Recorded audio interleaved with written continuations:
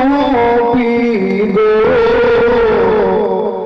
আপনি নবী আমার জীবনের জীবন দয়ার নবী মায়ার নবী গো আপনি নবী আমার জীবনের জীবন। মোহাম্মদ বলুন না সুবহানাল্লাহ। শায়ের বলছেন আপনি নবী আমার জীবন সাথী অন্ধকার কবরের বাতি আপনি নবী আমার নয়নের নয়ন আপনি নবী আমার জীবন সাথী অন্ধকার কবরের বাতি আপনি নবী আমার নয়নের নয়ন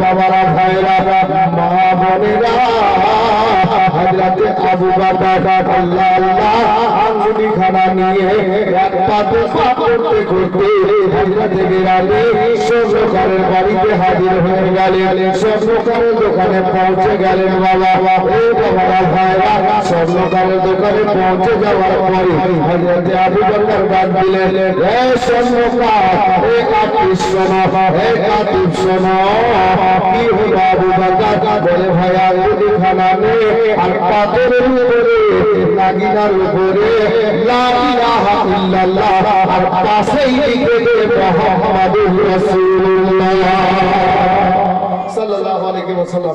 আচ্ছা নবী কি পূর্ণ কলমা লিখতে বলেছিলেন? জি না, শুধুমাত্র বলেছিলেন লা ইলাহা ইল্লাল্লাহ এই লিখে নিয়ে এসো। এই পিঙ্কি মা কিসের কথা? হযরত গিরামি আবু বকর স্বর্ণকারকে দিলেন স্বর্ণকারের কাজ তো দিন মজুরি কাজ করে লিখে লা ইলাহা ইল্লাল্লাহ পাশে লিখে দিলেন মুহাম্মাদুর রাসূলুল্লাহ সাল্লাল্লাহু আলাইহি ওয়াসাল্লাম। আবু বকর রাদিয়াল্লাহু তাআলা যা ওর মজুরি দিয়ে দিলেন আঙ্গুটি খানা নিজের দুই হাতের মুষ্টির মধ্যে বন্ধ নিয়ে চলছে। পাপড় খাবি? চুপ কর, কথা বলিস না রে।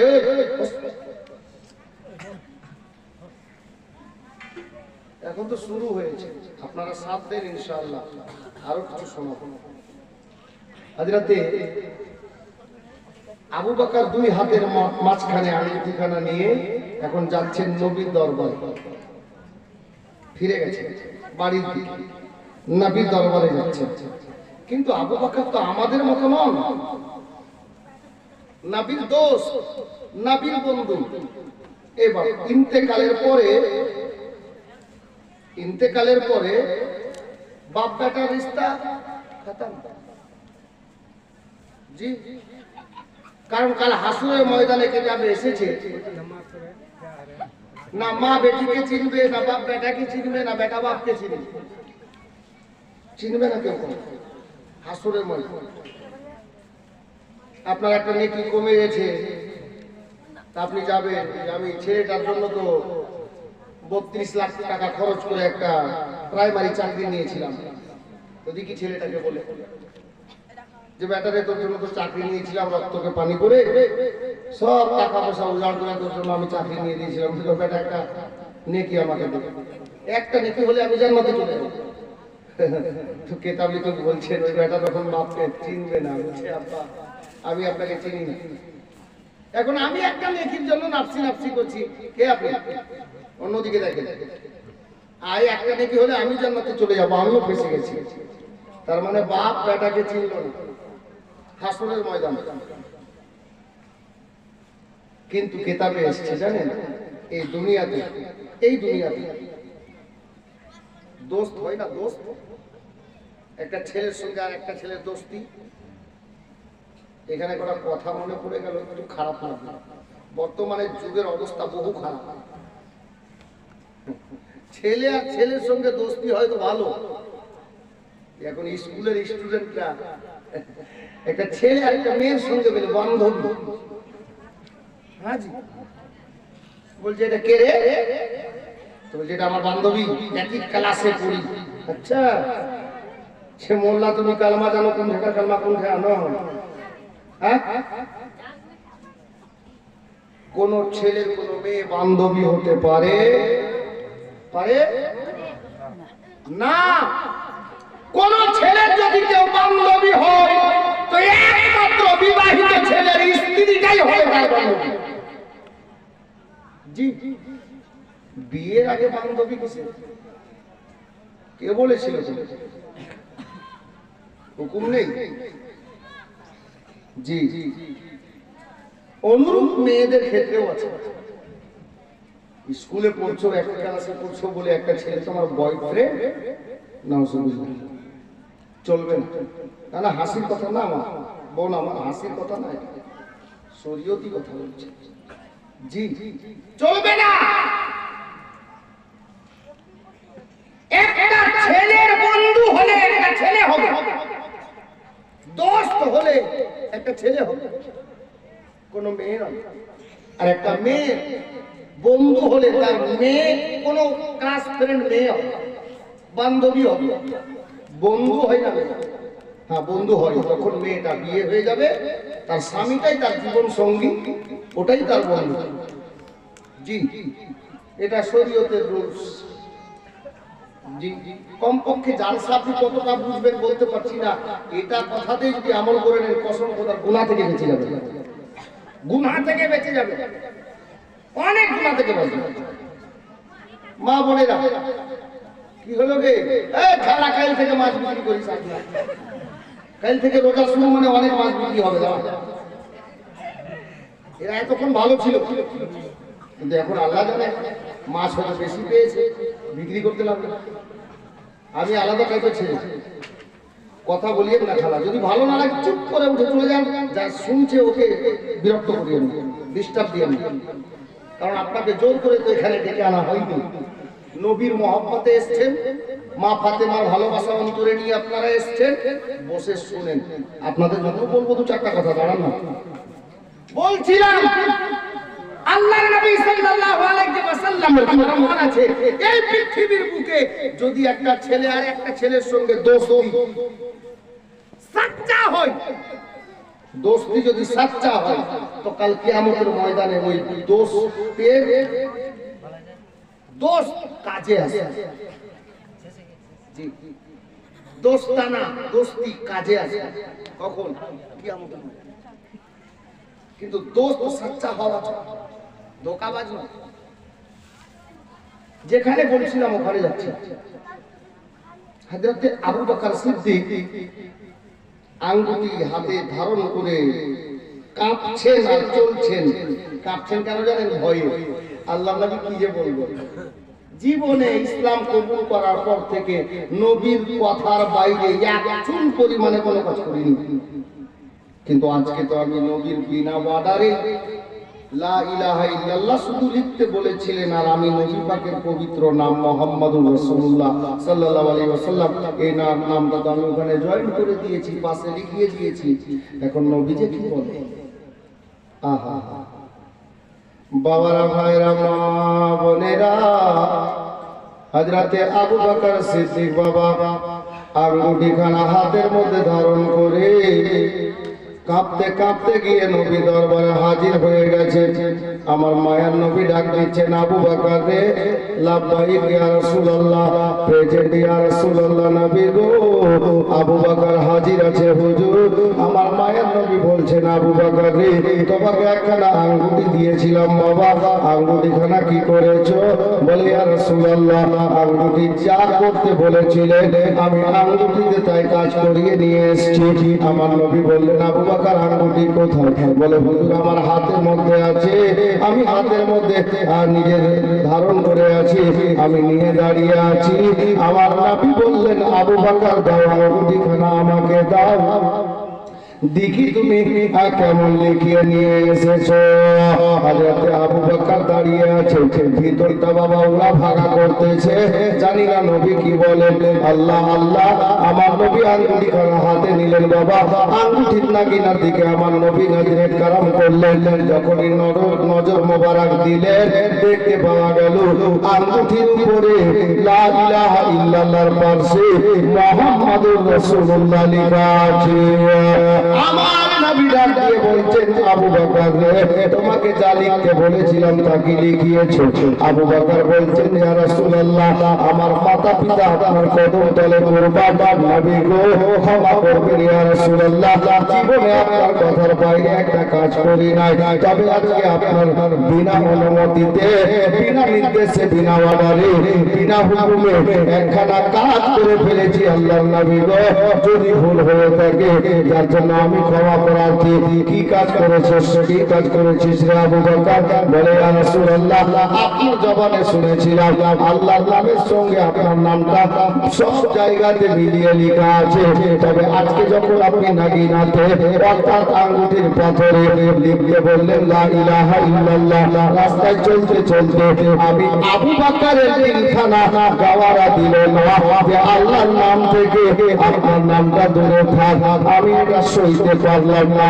আপনার ভালোবাসায়, আপনার মহব্বতে আমার মনটা বলল আল্লাহর নামের পাশে আপনার নামখানা আঙ্গুঠিতে আমি লিখিয়ে দিলাম। আমার নবী বললেন, হে আবু বকর শোনো রে, হে আবু বকর শোনো, হে আমার দোস্ত শোনো, হে আমার বন্ধু শোনো, আমি এটা বুঝলাম তুমি আমার ভালোবাসাতে আল্লাহর নাম থেকে আমার নামটা দূরে রাখতে পারোনি, কিন্তু আবু বকর আমার নামের পাশে যে একটা নাম পাথরে লেখা আছে, এই নামটা তুমি কি করে লিখিয়েছো? আবু বকর পাসিনা বেরিয়ে গেল বাবা, থরথর থরথর করে কাঁপতে আরম্ভ করেছেন।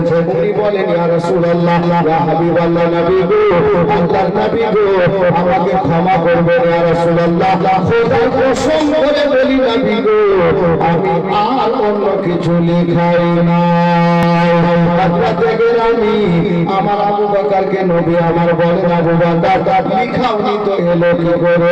এখানে যে নামটা লেখা আছে, আল্লাহর নবীকে জানতে চাইলেন আবু বকর সিদ্দিক, ইয়া রাসূলুল্লাহ, ইয়া হাবিবাল্লাহ, নবী গো, কি নাম লেখা আছে?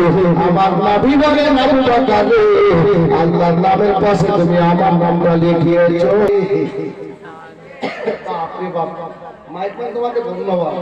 আমি বাড়িতে স্ত্রীকে বলে আসলাম যে করতে পারবো না, কেন ঠান্ডা লেগে আছে, আওয়াজ উঠে না, কিন্তু আল্লাহর মেহেরবানি।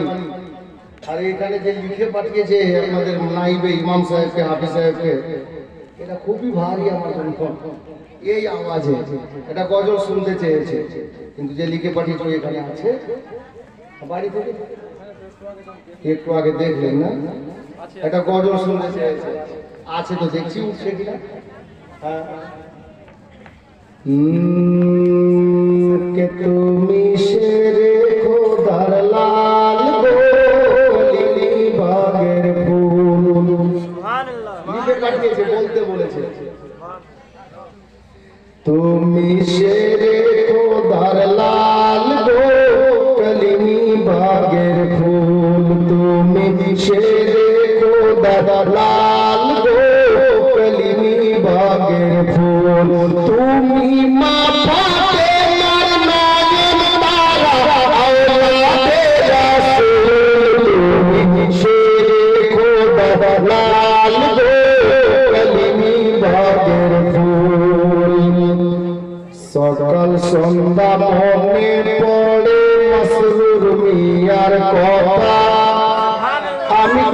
করিব ঘুরে বেড়া যায় না ঘরে থাকা সকাল সন্ধ্যা মনে পড়ে মাসরুর মিয়ার কথা আমি কি করিব ঘুরে বেড়া যায় না ঘরে থাকা কে মাসরুর মিয়া দয়া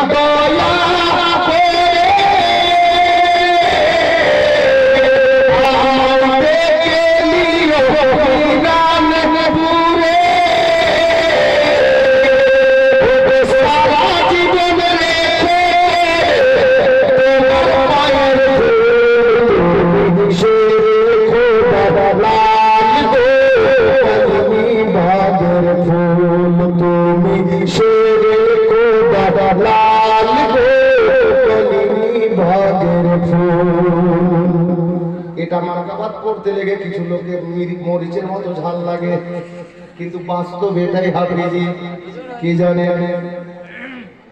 ঘুরে ঘুরে দেখলাম আমি বাঙ্গাল বিহারে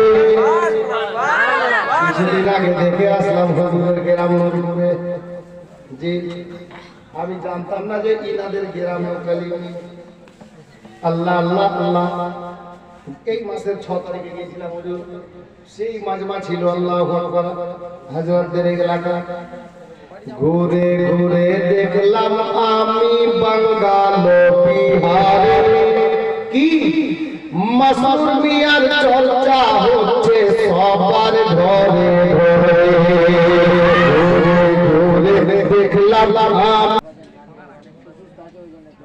ইনশাআল্লাহ দোয়া করছি শাহবাগের মা 500 টাকা দিল শাহবাগের নানি অসুস্থ আছে সুস্থতার জন্য আল্লাহ পাক ওনার শাহবাগের নানিকে যেন সুস্থতা দান করে সবাই বলি আমি এক বস্তা চাল ছেলেদের মধ্যে বাকি ছিল পারবে না ভাই কোন একটা ছেলে বলে পাঠান আর কোন একটা মা বা বোন এক বস্তা লিখিয়ে দেন ইনশাআল্লাহ তাআলা